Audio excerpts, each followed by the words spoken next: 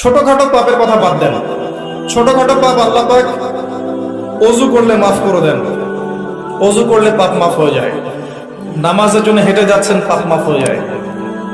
আপনি এই যে আপনার পায়ের মধ্যে একটা কাটা ফুটেছে, পাপ মাফ হয়ে গেছে।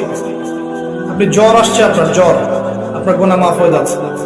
আপনি মুসাফা করছেন আমার সাথে, আপনার গুনাহ ঝরে যাচ্ছে, আমার গুনাহ ঝরে যাচ্ছে। ছোটখাটো পাপ মাফের অসংখ্য পদ্ধতি আছে, আল্লাহ পাক দিয়ে দিয়েছেন আমাদের।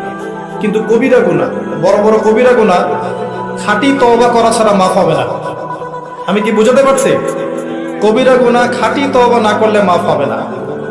এই রমজানে আমাদের কবিরা গুনাহের লিস্ট আমাদেরকে করতে হবে, নিজের আমলনামার লিস্ট নিজেকে করতে হবে। এবং রমজানে রোজা রেখে সওমরত অবস্থায় আল্লাহকে বলতে হবে, আল্লাহ আমি অমুক পাপ করেছিলাম, আমাকে মাফ করো। আল্লাহ আমি অমুক পাপ করেছি, আমাকে মাফ করো। আল্লাহ আমি অমুক পাপ করেছি, আমাকে মাফ করো। পারা যাবে ইনশাআল্লাহ? আল্লাহর জন্য এক মুহূর্তের ব্যাপার, আল্লাহ পাক আপনার সমস্ত পাপকে নেকি দিয়ে পরিবর্তন করে দিবেন ইনশাআল্লাহ, যদি মুখলেস ভাবে আপনি তওবা করতে পারেন। আরেকটা বিষয় থেকে যায়, সেটা হলো মানুষের সাথে জড়িত হক। অনেক সময় দেখা যায় কাউকে গালি দিয়েছি, এই জন্য সবসময় সতর্ক থাকবেন আপনার যারা যেন মানুষের হক নষ্ট না হয়।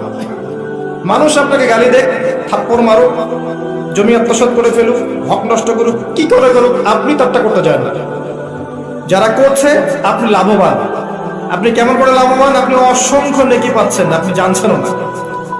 যেই আপনার বিরুদ্ধে মনে করেন আপনি নিষ্পাপ, আপনি মাজলুম, আপনি কোনো অন্যায় করেন নাই, আপনার বিরুদ্ধে জুলুম করা হচ্ছে, অপবাদ দেওয়া হচ্ছে, আপনাকে আন্ডারস্টিমেট করা হচ্ছে, ইত্যাদি ইত্যাদি, আপনি বসে বসে নেকি পাচ্ছেন, বসে বসে নেকি পাচ্ছেন। এবং পরকালে কিয়ামতের মাঠে উঠে দেখবেন অসংখ্য নেকি অটোমেটিক আপনার আমলনামায় চলে আসবে।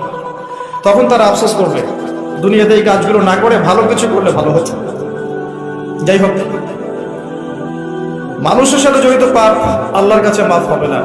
এই কারণে এই রমজান মাসে ওই লিস্টের মধ্যে থাকবে আমি কার কার ক্ষতি করেছি, থাকবেই। কিন্তু যতটুকু মনে পড়ে, যতটুকু মনে পড়ে লিখে ফেলবেন, সুযোগ থাকলে সেটা ফেরত দিয়ে দিবেন। যদি সুযোগ না থাকে ক্ষমা চেয়ে নেবেন, যদি সেই সুযোগও না থাকে তার পরিবারের কাছে ক্ষমা চেয়ে নেবেন, যদি সেই সুযোগও না থাকে তার পক্ষ থেকে সদকা করে দিয়ে মারা যাবে ইনশাআল্লাহ। সেই সুযোগও নাই, তাহলে হাতটা তুলে তার জন্য দোয়া করবেন, আল্লাহ আমি আমার অমুক ভাইকে মিথ্যা অপবাদ দিয়েছিলাম, আল্লাহ তুমি তাকে মাফ করে দেবে। আশা করা যায় আপনার গুনাহ আল্লাহ মাফ করে দেবেন ইনশাআল্লাহ। আসুন, রমজানের প্রথম কাজ এইটা, গুনাহ লিস্ট করা।